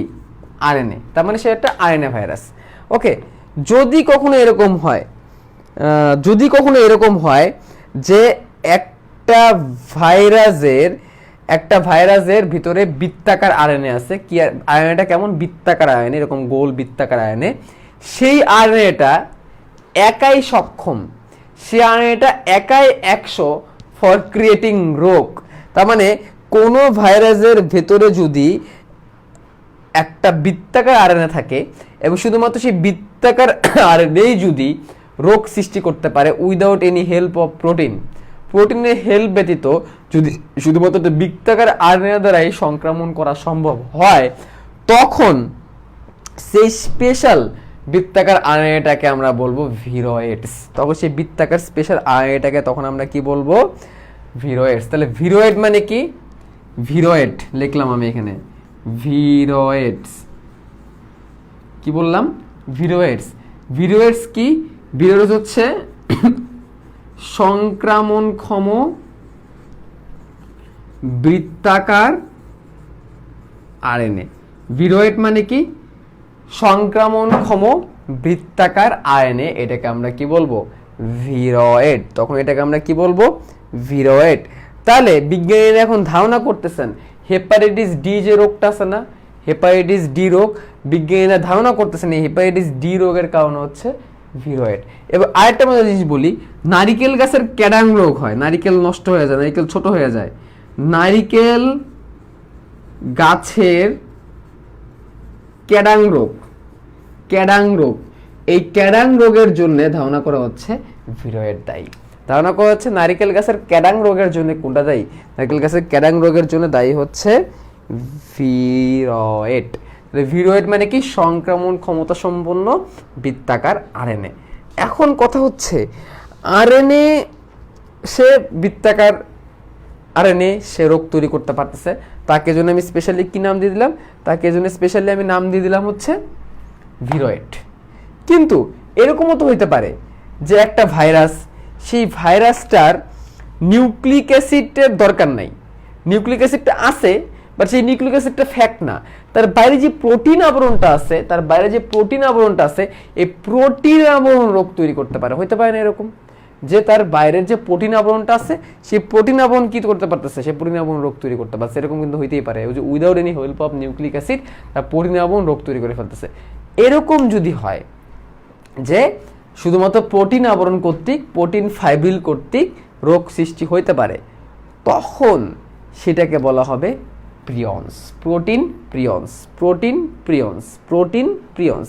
ঠিক আছে, তাহলে এখানে আমরা বলতে পারি নিউক্লিক অ্যাসিড বিহীন প্রোটিন ফাইব্রিল। তাহলে প্রিয়ন্স কি? আমি সবগুলো সঙ্গে একটার পর একটা তোমাদেরকে সহজ করে দিলাম। প্রিয়ন্স কি? নিউক্লিক অ্যাসিড বিহীন, মানে ডিএনএ আরএনএ দরকার নাই, সংক্রামক প্রোটিন ফাইব্রিল। কি বললাম? নিউক্লিক অ্যাসিড ব্যতীত সংক্রামক প্রোটিন ফাইব্রিল, নিউক্লিক অ্যাসিড ব্যতীত সংক্রামক প্রোটিন ফাইব্রিল, এটাকে বলা হচ্ছে প্রিয়ন্স, এটাকে বলা হচ্ছে প্রিয়ন্স। তাহলে আমি একটু জিনিসটা আবার একটু রিক্যাপিচুলেশন করি। এই চারটা সংজ্ঞার মধ্যে তোমাদের একটু প্যাচ লেগে যায় মাঝে মাঝে। ভিরিয়ন, ভিরোয়েট, প্রিয়ন আর nucleic acid. Virion, viroid, nucleic acid, prion, এই 4টা জিনিসের মধ্যে তোমাদের প্রায় ভেজাল লাগে। আচ্ছা, তাহলে আমি আবার একটু বলি, ভাইরাসের দুটো নাম আছে, একটা হচ্ছে জীবিত অবস্থার নাম, আর একটা হচ্ছে কি মৃত অবস্থার নাম। এই দুটো নাম আছে। জীবিত অবস্থায় ভাইরাসকে একটু আদর করে ভিরিয়ন নামে ডাকা হয়। জীবিত অবস্থায় তার কি করে আদর করে ভিরিয়ন নামে ডাকা হয়, কারণ তার কি রোগ তৈরি করার ক্ষমতা আছে। আর সে যখন মৃত অবস্থায় থাকে, মৃত অবস্থায় বলতে কি নিষ্ক্রিয় অবস্থায় থাকে, তার যখন রোগ তৈরি করার কোনো কি থাকে না, রোগ তৈরি করার ক্ষমতা থাকে না, তখন তাকে কি ডাকা হয়, তখন তাকে ডাকা হয় হচ্ছে নিউক্লিয় ক্যাপসিড।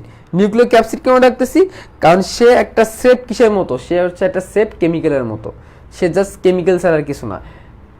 নিউক্লিক অ্যাসিড আর ক্যাপসিড দুটাকে একসাথে বানানো হয়েছে নিউক্লিয় ক্যাপসিড। তাহলে এই দুটা কিন্তু ভাইরাসেরই দুটা রূপ। আচ্ছা, তারপরে আমরা কি বললাম, তারপরে আমরা পড়লাম হচ্ছে ভিরয়েডস। ভিরয়েডস কি, সংক্রমণ ক্ষমতা সম্পন্ন বৃত্তাকার আরএনএ।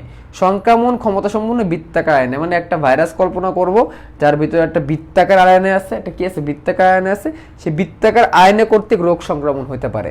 ধারণা করা হচ্ছে হেপাটাইটিস ডি এই কারণে, এবং নারিকেল গাছের ক্যাডাং রোগের জন্য দায়ী যেটা সেটা হচ্ছে ভিরয়েড। তাহলে আমি ভিতরে বৃত্তাকার আরএনএ কে নিলাম, তাহলে বাইরের প্রোটিন কি দোষ করছে, তাহলে বাইরের প্রোটিনটা যদি, বাইরের প্রোটিন ফাইবিলটা যদি নিউক্লিক অ্যাসিড ব্যতীত রোগ তৈরি করতে পারে, তখন তাকে বলা হয় প্রিয়ন্স। প্রোটিন প্রিয়ন্স, মনে রাখবা, প্রোটিন প্রিয়ন্স, প্রোটিন প্রিয়ন্স। ঠিক আছে, এটা একটু মাথায় রাখতে হবে।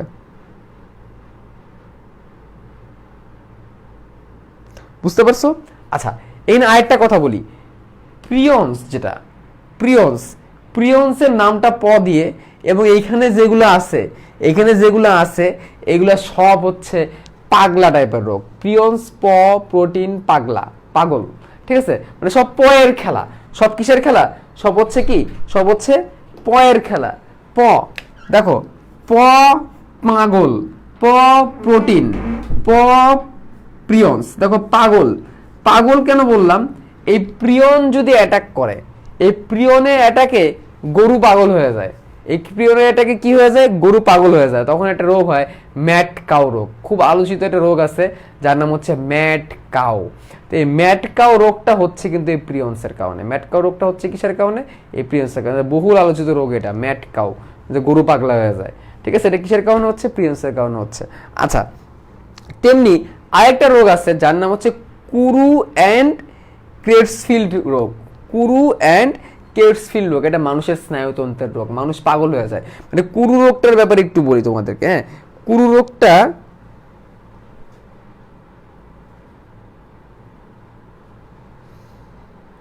আচ্ছা, কুরু রোগটা, কুরু এবং ক্রেটসফিল্ড রোগটা কেমন, একটা সময় কিছু কিছু মানে মানুষ ছিল, কিছু মানে ধরো এরা হচ্ছে সাধনা করতো, বিভিন্ন রকমের কি করতো, সাধনা করতো, এবং এদের মস্তিষ্ক বিকৃত ছিল। এরা হচ্ছে সাধারণ লেভেলের মানুষ ছিল না, এরা হচ্ছে একটু মানে কি বলবো, একটু পাগলা প্রকৃতির মানুষ ছিল। ঠিক আছে, এরা বিভিন্ন রকমের সাধনা করতো, এবং এদের একটা ব্যাড প্র্যাকটিস ছিল, এটাকে তারা একটা মানে সাধনা বা একটা রিচুয়াল হিসেবে মেনে নিত। সেই রিচুয়ালটা কি ছিল, তাদের মধ্যে যদি কেউ মারা যেত, তাদের মধ্যে যদি কেউ মারা যেত, তো সেই মারা যাওয়ার পরে কি করতে জানো, সে মারা যাওয়ার পরে সে মৃত ব্যক্তিকে তারা একদম কি করে ফেলতো, তারা মাথা একদম কেটে ফেলতো।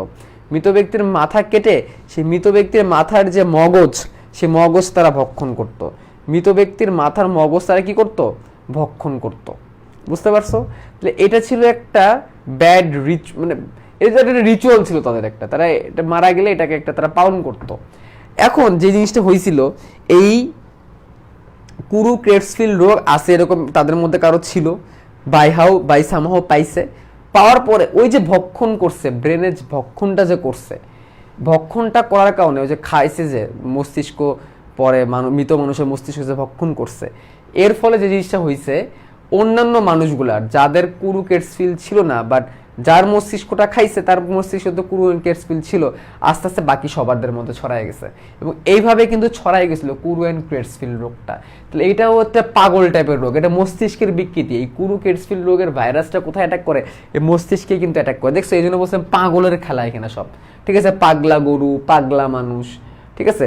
এখন তোমরা বলতে পারো যে মাথায় ভাইরাস কেমনে হয়, মাথায় ভাইরাস হয়েছে। অনেক সময় দেখবা অনেকটা বলতে দেখবা যে অনেক মানুষের মাথায় ভাইরাস হয়, এটা শুনতে আবার কেমন লাগে, মাথায় ভাইরাস, এটা আবার তো বুঝলাম না, মাথায় ভাইরাস কেমনে হয়। দেখো মাথায় ভাইরাস এটা কিন্তু অস্বাভাবিক না। যেমন মেনিনজাইটিস নামে একটা রোগের নাম শুনছো তোমরা, মেনিনজাইটিস নামে কিন্তু রোগ আছে, মেনিনজাইটিস। ঠিক আছে, এই মেনিনজাইটিস কিন্তু একটা ভাইরাসের কারণে হয়।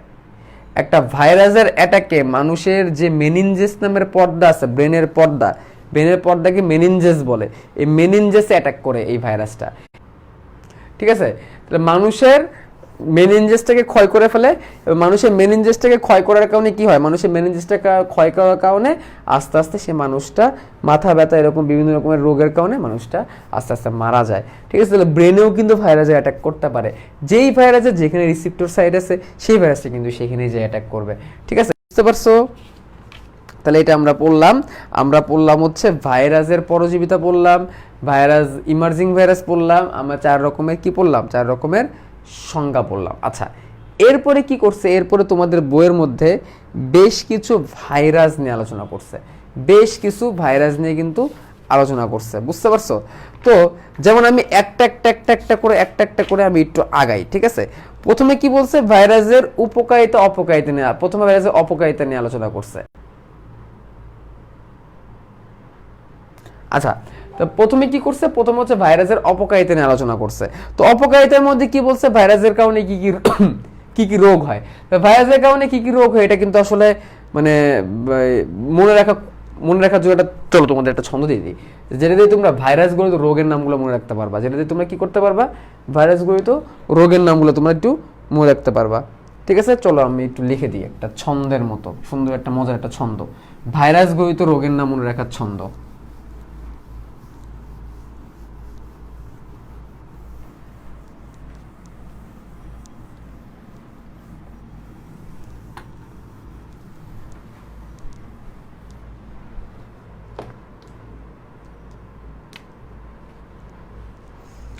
দেখো,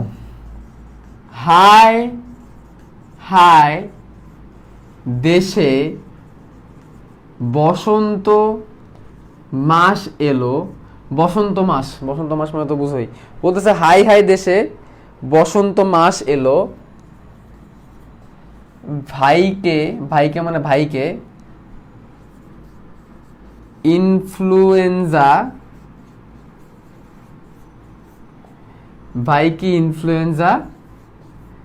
জ্বরে পেলো। মানে বলতেছে হাই রে দেশের মধ্যে বসন্ত মাস আসলো আর আমার ভাইরে ইনফ্লুয়েঞ্জা জ্বরে পাইলো। ঠিক আছে, এরকম করে বলতেছে আর কি, বুঝছো? নেট কি, হ্যাঁ একটু নেটে একটু প্রবলেম করতেছে। ঠিক আছে, আচ্ছা, তাহলে হাই দেশে বসন্ত মাস এলো, ভাইকে ইনফ্লুয়েঞ্জা জ্বরে পেলো। ঠিক আছে, তাহলে এইখান থেকে আমরা কি মনে রাখতে পারি, হাই থেকে মনে রাখতে পারি হাম, বাচ্চাদের হাম হয়, আর এই হাই থেকে মনে রাখতে পারি হারপিস সিমপ্লেক্স। দেশে থেকে মনে রাখবো আমরা ডেঙ্গু কিন্তু ভাইরাসের কারণে হয়, ডেঙ্গু ভাইরাস অ্যাডিস মশা বহন করে। বসন্ত থেকে মনে রাখবো বসন্ত রোগ বা পক্স, বলে না পক্স উঠে, এই বসন্ত মানেই বাংলায় বসন্ত রোগ বলতে পক্সকে বোঝায়, বসন্ত রোগ কি বোঝায়, পক্স বোঝায়। বসন্ত মাস থেকে মনে রাখবা মাস থেকে মনে রাখবা কি, মাস থেকে তোমরা মনে রাখতে পারো হচ্ছে মামস। ঠিক আছে, বসন্ত মাস এলো। আচ্ছা, এই এলো দিয়ে তোমরা কি মনে রাখতে পারো, এলো দিয়ে তোমরা মনে রাখতে পারো এইডস, এলো দিয়ে একটা রোগের নাম মনে রাখতে পারো এইডস। ঠিক আছে, এলো দিয়ে কি মনে রাখতে পারো, এইডস। ভাইকে দিয়ে মনে রাখতে পারো ভাইরাল হেপাটাইটিস, মানে হেপাটাইটিস রোগ, ভাইরাল হেপাটাইটিস আছে না, হেপাটাইটিস A B C এভাবে বললো না, হেপাটাইটিস। ইনফ্লুয়েঞ্জা থেকে তো ইনফ্লুয়েঞ্জাই মনে রাখবা, ইনফ্লুয়েঞ্জা, পাশাপাশি যত রকমের ফ্লু আছে, ইনফ্লুয়েঞ্জা বা যত রকমের ফ্লু আছে। জ্বর থেকে মনে রাখবা জলাতঙ্ক, আর পেলো থেকে মনে রাখবা পোলিও, আর করোনা ভাইরাস তো আলাদাভাবে মনে রাখার দরকার নেই, তাকে না, করোনা ভাইরাস আলাদাভাবে মনে রাখার দরকার আছে, করোনা একটা ভাইরাস। দেখো এই যে রোগগুলো আমরা জানলাম, এই যে রোগের নামগুলো যে জানলাম, আজকে আসলে ইঞ্জিনিয়ার অনেক সমস্যা করতেছে।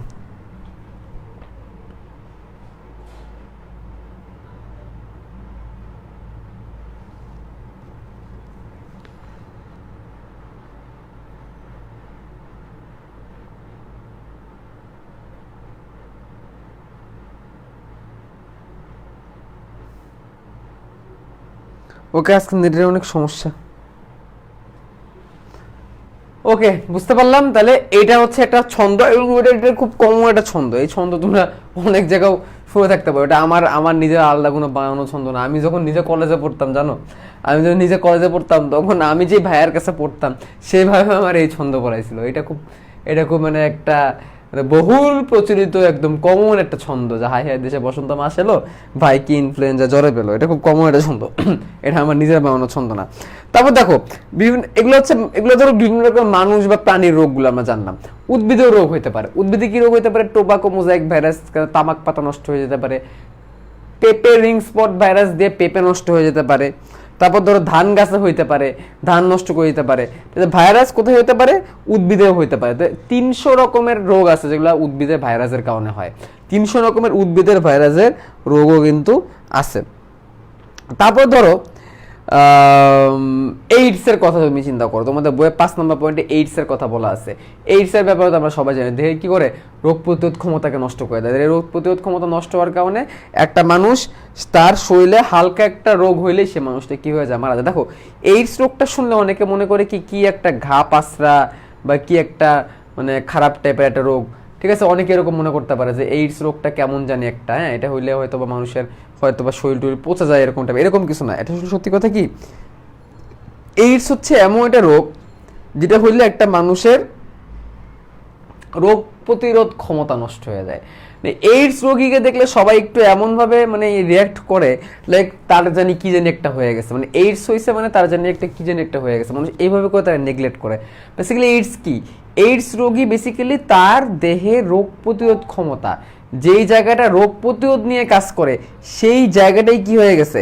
ড্যামেজ হয়ে গেছে, বা সেই জায়গাটাই নষ্ট হয়ে গেছে। মানে কি, মানুষটার এখন রোগ প্রতিরোধ ক্ষমতা নাই। সে তো রক্তকণিকা রোগ প্রতিরোধ করে, সে তো রক্তকণিকা রোগ প্রতিরোধ করতে হেল্প করে, ফ্যাগোসাইটোসিস করে, অ্যান্টিবডি তৈরি করে। এই যে এই ক্ষমতাগুলা, শ্বেত রক্তকণিকার এই বিশেষ ক্ষমতাগুলা নষ্ট করে দেওয়া হয়। শ্বেত রক্তকণিকা তখন আর এই কাজগুলো ঠিকমতো করতে পারে না। অ্যাট দ্যাট পয়েন্ট তখন মানুষটা কি হয়? নর্মাল একটা রোগে, তো হালকা নর্মাল একটা জ্বর আসছে, সেই জ্বরে মানুষটা মারা যায়। নর্মাল একটা সর্দি হয়েছে, সেই সর্দি আর ভালো হবে না, সেই সর্দিতে মারা যাবে। ডায়রিয়া হয়েছে, ধরো রোটা ভাইরাস অ্যাটাক করছে, সেই রোটা ভাইরাসে অ্যাটাকে মানুষটা মারা যাবে। করোনা হলে তো কোনো কথাই নেই। নর্মাল যে কোনো রোগ বড় আকার ধারণ করে সে মানুষটা কিন্তু কি হয়ে যায়? মারা যায়। এরপর তোমাদের ইবোলা ভাইরাসের কথা বলা আছে। ইবোলা ভাইরাস থেকে তুমি কতটুকু পড়বা আমি একটু বলি। প্রথমে পড়বা হচ্ছে ইবোলা একটা আরএনএ ভাইরাস। ইবোলা ভাইরাসটা ইবোলা নদীর তীরে আবিষ্কার হয়েছিল এবং এই ভাইরাসটা অ্যাটাক করলে মানুষের কোষ ফেটে মারা যায়। ঢাকা বিশ্ববিদ্যালয়ে একবার প্রশ্নটা আসছে যে মানুষের কোষ ফেটে মারা যায়, সেটা কোন রোগে, মানে কোন রোগটা হইলে মানুষের দেহের কোষ ফেটে মারা যায়। তো সেক্ষেত্রে আমরা কি আনসার করব? সেক্ষেত্রে আমরা আনসার করবো কিন্তু ইবোলা ভাইরাসের কথা। ইবোলা ভাইরাস অ্যাটাক করলে কিন্তু মানুষ কোষ ফেটে, কোষ লাইসিস হয়ে, লাইসিস মানে কি? কোষ ফেটে মারা যায়। তাহলে ইবোলা ভাইরাসের ক্ষেত্রে এটা আমরা পড়বো, এটুকুই পড়বো আমরা ইবোলা থেকে। তো জিকা ভাইরাস, এরপর আমরা কি পড়বো? Zika virus. জিকা ভাইরাস হচ্ছে একটা ফ্ল্যাভি ভাইরাস এবং আরএনএ ভাইরাস। এই কথাটা আমাদের প্রথমে লাগবে। জিকা একটা কি ভাইরাস? ফ্ল্যাভি প্রকৃতির একটা আরএনএ ভাইরাস। যে এডিস মশা কামড়াইলে যেরকম কি হয়? ডেঙ্গু হয়, সেই এডিস মশা এই জিকা ভাইরাসটাকে ক্যারি করে। তাহলে এডিস একটা মশার নাম, সে হচ্ছে ভাইরাসকে ক্যারি করতেছে। সে যখন ডেঙ্গুর ভাইরাসে ক্যারি করতেছে তখন ডেঙ্গু রোগ হচ্ছে, সে যখন জিকার ভাইরাসে ক্যারি করতেছে তখন কি হচ্ছে? জিকা ভাইরাস হচ্ছে। জিকা ভাইরাস হলে কি হয় এই কথা একটু মাথায় রাখবা। জিকা ভাইরাস হলে বাচ্চাদের মাইক্রোসেফালি হয়, গর্ভবতী মাদের এবং বাচ্চাদের মাইক্রোসেফালি। তার মানে একটা গর্ভবতী মাকে যদি জিকা ভাইরাস অ্যাটাক করে, একটা গর্ভবতী মাকে যদি এমন একটা মশা কামড়ায় যে মশায় কি আছে, যে মশায় জিকা ভাইরাস আছে, তখন কি হবে? তখন এই মায়ের এবং বাচ্চার মাইক্রোসেফালি হবে। এই বাচ্চাটা মস্তিষ্কটা ঠিক মতো ডেভেলপ হবে না, মাথা ছোট হয়ে যাবে অথবা মাত্রাতিরিক্ত বড়, যে কোনো একটা হবে। বেশিরভাগ ক্ষেত্রে কি হয়ে যায়, মাইক্রোসেফালি হলে বাচ্চাদের মস্তিষ্ক ছোট হয়ে যায়, অপরিণত হয়ে যায়। তার মানে মায়ের গর্ভে থাকা বাচ্চাকে অ্যাটাক করতেছে এই মাইক্রোসেফালির রোগটা। কার কারণে? জিকা ভাইরাসের কারণে। কার মাধ্যমে? মশার মাধ্যমে। কিসের মাধ্যমে? মশার মাধ্যমে। ঠিক আছে, এডিস মশার মাধ্যমে এটা হয়। আবার এডিস মশাই কিন্তু আবার ডেঙ্গুকে বাহন করতেছে। তাহলে এই হচ্ছে জিকা। জিকা থেকে আমরা এইটুকু পড়বো, জিকা ভাইরাসটা আবিষ্কার করেছে জিকা ফরেস্টে, জিকা নামে একটা ফরেস্ট থেকে এটাকে আবিষ্কার করেছে। এবার আসি নিপা ভাইরাস, এবং এটাও কিন্তু আরএনএ ভাইরাস, এটাও কিন্তু একটা আরএনএ ভাইরাস। এবং এই নিপা ভাইরাসটা বাদুড়ের মাধ্যমে ছড়ায়। নিপা ভাইরাসটা কিসের মাধ্যমে ছড়ায়? বাদুড়ের মাধ্যমে ছড়ায়। বাদুড়ের লালা, বাদুড়ের লালা বা মানুষের শরীরে কেমনে আসবে দেখো, এটাও কিন্তু ইমার্জিং ভাইরাস, কিন্তু এটা কিন্তু একটা ইমার্জিং ভাইরাস। কেমনে হয় এটা দেখো তো, আমরা যে খেজুরের রস খাই না, আমরা খেজুরের রস, এই খেজুরের রস জাল দিয়ে না খাইলে একটা সমস্যা আছে। জাল দিয়ে না খাওয়া মানে কি, ফুটিয়ে মানে তাপ দিয়ে না খেলে এই ঝামেলাটা হওয়ার সম্ভাবনা আছে। কি ঝামেলা? খেজুরের রস যখন খেজুরের চাষিরা, আমার চোখ দিয়ে পানি পড়তেছে, ঠিক আছে, তো যারা হচ্ছে খেজুরের রস ক্যারি করে, তারা করে কি, খেজুরের রসের মুখের উপরে জাল বা নেট টেট অনেক সময় দেয় না, জাল বা নেট টেট দিয়েও লাভ হয় না। খেজুরের রসটা যখন পরে টুপ টুপ টুপ টুপ করে, বাদুড় এসে কি করে, ওই রসের হাড়ির মধ্যে মুখ দিয়ে এই রসটা খায়। এবং ওই বাদুড়ের যদি ধরো নিপা ভাইরাস থেকে থাকে, তাহলে ও লালার মাধ্যমে, বাদুড়ের লালার মাধ্যমে, কি বাদুড়ের লালার মাধ্যমে ওই নিপা ভাইরাসটা ওই রসের মধ্যে চলে যায়, ওই কলসিতে রাখা রসের মধ্যে চলে যায়, খেজুরের রসে। এরপরে এই খেজুরের রস যারা যারা খাবে তাদের প্রত্যেকেরই নিপা ভাইরাসের অ্যাটাক করার সম্ভাবনা থাকবে। এটা হচ্ছে সাইন্স। তাহলে নিপা ভাইরাস কি ভাইরাস? এটা নিপা ভাইরাস, পোষককে বাদুড়, পোষককে বাদুড়, মনে থাকবে। আচ্ছা, এরপরে আছে বার্ড ফ্লু এবং সোয়াইন ফ্লু। এরপরে আছে বার্ড ফ্লু এবং সোয়াইন ফ্লু, এগুলো নিয়ে কিন্তু তোমাদের বলে ফেলছে already. Bird flu swine flu নিয়ে পরে বলে ফেলছে তোমাদের। এগুলো হচ্ছে ফ্লু প্রকৃতি ভাইরাস, এক জায়গা থেকে যায় আরেক জায়গায় যায়, এটা তোমাদের বলে ফেলছে। বার্ড ফ্লু পাখি থেকে মানুষের হয়েছে, সোয়াইন ফ্লু শুকর থেকে মানুষের হয়েছে। তোমরা বার্ড ফ্লু এবং সোয়াইন ফ্লু সংকেত দুটো পড়ে নিবা, তাহলেই হবে। আচ্ছা, হেপাটাইটিস বি আছে এরপরে তোমাদের। হেপাটাইটিস বি নিয়ে আমাদের আলোচনা পরে, এরপরে আমাদের আরেকটা ক্লাস লাগবে, তাহলে আমাদের ভাইরাস শেষ। ঠিক আছে, তাহলে আমাদের ভাইরাস পুরোপুরি শেষ হবে। ভাইরাসগুলোতে কিছু রোগ আছে, এগুলো বলে দিলে শেষ। তাহলে হেপাটাইটিস ভাইরাসগুলা কথা আমরা পরে আলোচনা করব। তারপর দেখো তোমাদের বইয়ে আছে হচ্ছে চিকুনগুনিয়ার কথা। কিসের কথা? চিকুনগুনিয়া। এই চিকুনগুনিয়া গত বছর এবং তার আগের বছর আমি যখন মেডিকেলে প্রথম যাই, ফার্স্ট ইয়ার না সেকেন্ড ইয়ারে, তখন চারদিকে খালি একটাই রোগ, সেটা হচ্ছে চিকুনগুনিয়া, চিকুনগুনিয়া, চিকুনগুনিয়া। ঠিক আছে,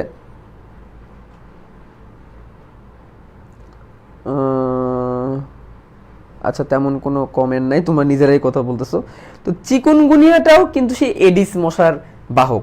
চিকুনগুনিয়া রোগটা, এই চিকুনগুনিয়া ভাইরাসটা আরএনএ ভাইরাস। দেখো রিসেন্টলি আমি যতগুলা ভাইরাসের কথা বললাম, বেশিরভাগই কিন্তু আরএনএ ভাইরাস, এবং এগুলো সবগুলো কিন্তু মানুষকে অ্যাটাক করতেছে, মানুষের হচ্ছে। তার মানে আরএনএ ভাইরাসগুলো শুধু উদ্ভিদেরই হয়, এই কথাটা কিন্তু সকল ক্ষেত্রে সত্য না। ঠিক আছে, তাহলে যেই এডিস মশা ডেঙ্গুকে বহন করে, যেই এডিস মশা জিকা ভাইরাসটাকে বহন করে, সেই এডিস মশাই কিন্তু চিকুনগুনিয়াকে বহন করতেছে। চিকুনগুনিয়া ডেঙ্গু মোটামুটি সেমি বললেই চলে। আর এই চিকুনগুনিয়া হইলে কি হয়, ডেঙ্গু হইলে যা হয় তাই। তাহলে আমরা নেক্সট ক্লাসে যখন ডেঙ্গু পড়বো, তখন আমরা এই চিকুনগুনিয়াটাও সাথে একই রকমই, জাস্ট ঘুরে ফিরে একই কথা। চিকুনগুনিয়া ডেঙ্গু ঘুরে ফিরে কিন্তু একই কথা। ঠিক আছে, তারপরে তোমাদের বই সবশেষে আছে কোভিড-19, করোনা ভাইরাসের কথা। আর করোনা ভাইরাসের কারণে যে রোগটা হয় কোভিড-19, এরপরে তোমাদের বইয়ের মধ্যে কোভিড-19 নিয়ে লেখছে। তো দেখো এই কোভিড-19 নিয়ে যাই বলবো তাই বেশি। দেখো কি বলছে, কোয়ারেন্টাইনে রাখে 14 দিনের কথা বলছে। লক্ষণ কি বলছে, প্রথমে জ্বর হয়, শুকনা কাশি, শ্বাসকষ্ট হয়, অক্সিজেন লেভেল নেমে যায়, গলা ব্যথা হয়, দুর্বল বোধ হয়, পাতলা পায়খানা হয়, বমি হয়, নিউমোনিয়া পর্যন্ত হয়ে যেতে পারে। এগুলো শুনতে শুনতে মনে হয় আমাদের কান পেকে গেছে, তাই না? শুনতে। আচ্ছা, তারপরে কি করতে হবে? আইসোলেশনে রাখতে হবে, সুস্থ রোগীর সাথে মেলামেশা করা দেওয়া যাবে না। প্রতিষেধক এখনো আবিষ্কৃত হয়নি। তোমাদের আবুল হাসান স্যার বলতেছে যে প্রতিষেধক এখনো আবিষ্কার হয়নি, কিন্তু আমরা প্রতিষেধক পেয়ে গেছি। ফাইজার, মডার্না, অ্যাস্ট্রাজেনেকা, সিনোফার্ম, কত রকমের প্রতিষেধক পেয়ে গেছে। মানে এখন প্রতিষেধক এটার আছে, 2 ডোজের প্রতিষেধক এখন আছে, ঠিক আছে। তারপরে এগুলো তো আমরা জানি, চিকিৎসার জন্য কিছু ওষুধের নাম বলছে এটা। আর টেস্ট, এই টেস্টের নামটা একটু মনে রাখবা, যে করোনা টেস্ট কি দিয়ে করা হয়। করোনা টেস্ট কি দিয়ে করা হয়? RT-PCR টেস্ট দিয়ে করা হয়। RT-PCR, এটা একটু মাথায় রাখবা। করোনা টেস্টের নাম কি? RT-PCR। আমরা যে নাকের ভিতরে, ওই যে নাকের ভিতরে ঢুকায় দেয় না, কটন বাড ঢুকায় দেয় না, কটন বাড ঢুকায় দিয়ে টেস্টটা করে, টেস্টের নাম হচ্ছে RT-PCR টেস্ট। RT-PCR টেস্ট মানে কি? Reverse transcription polymerase chain reaction. Reverse transcription polymerase chain reaction. দেখো, করোনা ভাইরাসের কিন্তু আরএনএ ভাইরাস, তার কিন্তু ডিএনএ নাই। সে কি করে জানো? আরএনএ থেকে ডিএনএ তৈরি করে, তারপর সেখান থেকে আবার আরএনএ বানায়। তো এই যে আরএনএ থেকে যে ডিএনএ তৈরি করে, এটাকে রিভার্স ট্রান্সক্রিপশন বলে। আর পলিমারেজ চেইন রিঅ্যাকশন পদ্ধতিতে এটাকে বের করা হয়। পলিমারেজ চেইন রিঅ্যাকশন কি? দেখা হয় যে কোনো দেহের মধ্যে কোনো জায়গায় রিভার্স ট্রান্সক্রিপশনটা চেইন রিঅ্যাকশন আকারে হচ্ছে কিনা, এরকম যদি হয় তখন আইডেন্টিফাই করা হয় এটা আসলে করোনা ভাইরাসের কারণেই হচ্ছে। তাহলে এই RT-PCR টেস্টটা এখন পর্যন্ত সব থেকে ফেমাস একমাত্র টেস্ট করোনা ভাইরাসকে যাচাই করার জন্য। আরেকটা আছে first kit rapid test. Rapid test আসলে অ্যান্টিজেন টেস্ট, এটা দিয়ে আসলে পুরোপুরি নিখুঁতভাবে কিন্তু করোনার আইডেন্টিফিকেশনটা করা পসিবল হয় না। তো এই হচ্ছে কথাবার্তা। তাহলে আমরা রোগগুলো পড়লাম, নেক্সট দিন আমরা হচ্ছে ভাইরাসের উপকারিতাগুলো দেখব। নেক্সট দিন ভাইরাসের উপকারিতাগুলো দেখে নেক্সট দিন আমরা ভাইরাসগুলিত রোগ দেখে ভাইরাস শেষ করে দিব, এরপরে ব্যাকটেরিয়া পড়াবো, ঠিক আছে। তাহলে আজকের মতো আমি এইখানেই শেষ করতে যাচ্ছি, ঠিক আছে। আজকের মতো এখানে শেষ করতে যাচ্ছি, বুঝতেই পারতেছো অনেক বেশি টায়ার্ড। নেক্সট ক্লাসে ইনশাআল্লাহ আমরা ভাইরাস পুরোপুরি কমপ্লিট করে দিব। তো আজকের মতো এখানেই শেষ করছি। আল্লাহ হাফেজ অ্যান্ড নেভার স্টপ লার্নিং।